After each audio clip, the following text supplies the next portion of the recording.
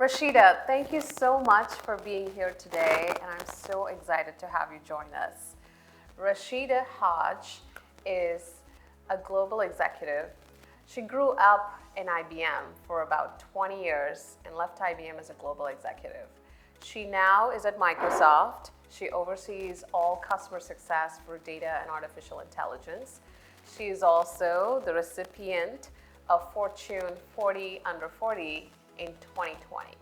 She's a rock star and she's so full of energy and so full of the human that I want to see in a leader, and I'm excited to have Rashida join us today.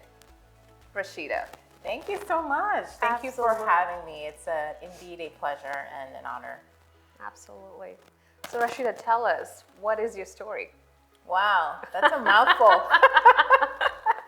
Well, I like to probably describe my story as one of perseverance, but also one of courage, but one of also curiosity. And I say that because I'm a product of teen parents. My mom was a teenager when she got pregnant with me. And so it was no easy task, right? Especially growing up in a small community. I was raised in St. Thomas, U.S. Virgin Islands. Most maps don't even show it. If they do, it's an amplified dot. Yep. And so, of course, there's always, small community whispers and just the shame and, embarrassment of that particular experience. But, my mom taught me that you should never be defined by someone else. And so always have the perseverance to just continue to fight. And so my life has really been that, driven by my mom, who's allowed me to, just be curious in everything that I do, across the board. So for me, that's how I describe it. I describe it as, my mom and I together, we persevered to, be where I am today. That's wonderful to hear. So Rashida, you are fairly young and highly accomplished and successful. So tell me about what got you here to that tiny dot of an island that you were born in, and what challenges did you have to face? I don't feel young, by the way. You are very young. My knees crack in the morning. But, look, I think, like I said before, growing up on an island, you always have this perspective that there's more that's out there. And so one of the things my mom taught me is reading. Like, you can be anything through a book. And I actually found out about engineering through reading a book. And everyone always says, tell me the name of the book, and I cannot remember. Okay. I have to go look at my archives to go Fair figure enough. this out. But I think I was probably about, maybe about 10 or 11 years old, where I read in the book that an engineer solved a problem. And I remember going to my mom and saying, like, I want to be an engineer. Like, they solve problems. Like, that's what I want to do.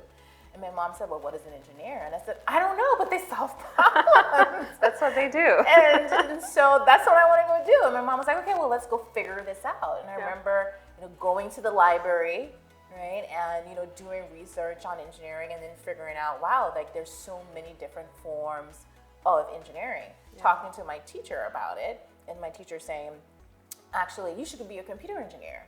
And at the time, computer engineering was the thing. And I came home to my mom and I said, okay, I'm going to be a computer engineer. And she was like, why? I was like, Dr. Walters told me that I should be a computer engineer. That's what's hot right now. Yeah. And she said, no, that's not how you make decisions. So she was like, let's learn more about it. And I actually did a program at University of Illinois Urbana-Champaign where you could actually go and learn about the different disciplines of engineering. And that's where I found industrial engineering and fell in love with it, because I was like, I just love the fact that I can solve problems. I can take the human perspective into account in solving the problem, and it goes across basically anything. It could be a computer problem, a mechanical problem, an electrical engineering problem, which landed me to be an industrial engineer, right? And which really kind of started out my career. Landed at North Carolina State University, finished up at North Carolina State, started my career at IBM, continued to further my education at Duke University, and now 20 plus years later, I'm at Microsoft doing amazing things from a data and AI perspective. So for me, it's all about, like I started out with, that ability to persevere, but that ability to be curious, and also that ability to imagine. One of the things I say is you're not a product of your environment, you're a product of your imagination. And for me, if I was a product of my environment, I probably wouldn't have been an engineer because I didn't know engineers. I didn't grow up around engineers, so it wasn't something that I saw. But my mom helped me to be curious by me reading, and the knowledge of that saying, like this is something, like we should go look at this a little bit more. Let's go figure what this actually is. And then the excitement that I got from that to just continue that journey, and here we are today. That's awesome to hear. So what challenges do you face now? I know when we were talking earlier, we were talking about how you had to practice the way you say certain things, or how you had to project yourself in meetings, and how you showed up every day had to be intentionally practiced. Yeah, that's interesting. I mean, as a woman of Caribbean descent, sometimes people would say, "You're not from the Caribbean." Like, I don't hear an accent. And I'm like, okay, I do have one. It's within me. But I actually had a pretty bad experience. When I was interviewing for an internship one year, I had an interviewer that mocked me throughout the interview and said, "I can't understand what you're saying, and did you swim here from the Virgin Islands, and how did you swim with the sharks?" And I'm looking at this person, I was like, are we on the same planet? Yeah. Because it sure doesn't sound that way. Yeah. But I left that, I was 18 years old at this time, and I left that interview and I was just horrified. Like, I was embarrassed, I felt so much shame, and I just felt absolutely humiliated from that particular experience. But what I did is I went to my dorm room and I literally got on YouTube and I just practiced how to camouflage my accent, like we're talking right now. And I wrote the recruiter's name down. I went back that next semester in the spring and I signed up for that exact same interviewer, because in those days, the same interviewers would come back to university from the companies. And in that interview, he was like, "Oh, you're so impressive. We've got to have you at our company." And I was just amazed. I said to myself, but I'm the same person. Like, nothing has changed about me. Yeah. But I just sound like you versus not sounding like you. And I went the entire way. I said, great, let's interview. Let's do the on-site interview. And when we did the on-site interview, at the end of the day, when the company offered me the role, I said, I think I want to move forward, but can you call Mr. So-and-so? I'd love to, just thank him for this opportunity. And when he came into the room, I said, thank you for the opportunity, but no thanks. And here's why. You may not have remembered, but I remember that fall day when you humiliated me because I didn't sound like you.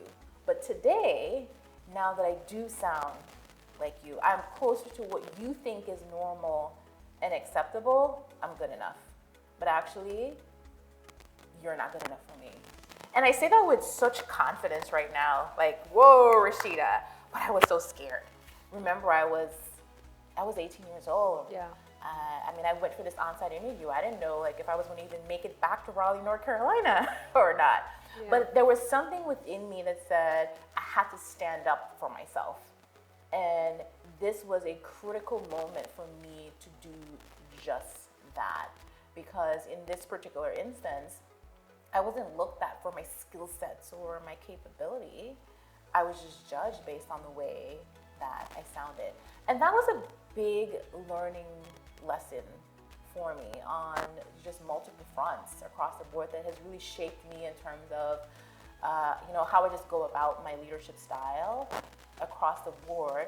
And unfortunately, it was a lesson that I had to learn at a very young age, but one that has been defining, for me as well. So for me as an executive, thinking about that experience, quite frankly, early on, I've always had this feeling like I had to be somebody else. Yeah. I had to sound a certain way. I had to dress a certain way. And I tell people that I deal with what I call the trifecta, right?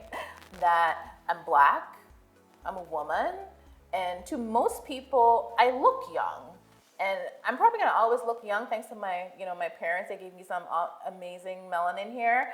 But, for some people, youth doesn't equal skill set. Yeah. And so I remember being in meetings where certain clients, would not take the meeting or would demand that other people were in the room. I remember going to a client meeting one time and we were all gathering and the client walks in and they said, well, said to the team, they had never met me before. And they said, let me know when your VP shows up. And everyone just kind of froze. They didn't know what to say. And I said, I'm here. Let's get started. Do you want me to get you a cup of coffee? And everyone was just stunned in that moment. But in that moment, I wasn't seen as an executive because of that trifecta. Yeah, I hear you. And it happens every day in every part of the world where the women in the room are naturally seen as the one that's here for taking notes or helping with the schedules or whatever it is, and it's not fair, but it's the reality of what we see in many places. Still, we've come a long way, but we still have a long way to go, right? But to what you did to that recruiter to stand up for yourself, not a lot of young women or not a lot of women in general are comfortable standing up for themselves like that, whether it is an incident like yours or whether it is asking for a raise or whether it is negotiating a job offer, like whatever it is, we undervalue ourselves to stand up for ourselves to get what we want and get what we deserve. What advice do you have for young women that are up and coming or already have made it to a certain level, but they're continuing to evolve and grow and push their boundaries? What would you tell them? Look, I always tell them, don't be a shrinking violet, which was advice that was given to me. I remember one time being in a meeting. It was a very important meeting. I was with my boss. I was the chief of staff to one of our senior vice presidents at IBM. And, it was an important meeting. And in this meeting, the client treated me like I was not there, that I was essentially to help in the meeting. They spilled their coffee, I cleaned it up. I mean, I was invisible, essentially.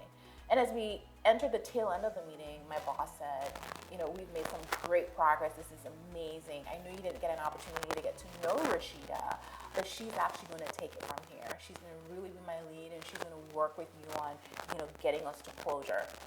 And you could see on the person's face that they felt that they saw a ghost. They couldn't believe that I was the one that was going to help progress the conversation even further. And when we left that meeting, my boss turned to me and said, you're always going to be a woman. Yeah. You're always going to be Black. But you're always going to be great. But you first need to make sure that you acknowledge that. And that is known. Don't let someone else define who and what you are. And that was a great learning lesson for me on multiple fronts. One, my boss, in his own way, advocated for me in what I thought was a way that was very meaningful, but also impactful. But I also saw how I didn't make myself a priority in that moment. And that wasn't a point of education that I needed to reflect on. I put everything else, the business interests, before me even existing as a human being. And none should be neglected. It should never be binary. All and both are important. The business interest as well as my existence as a human being. Absolutely. That's such a great lesson. You're always going to be who you are. And you've got to own up and be comfortable with it. Absolutely. That's fantastic.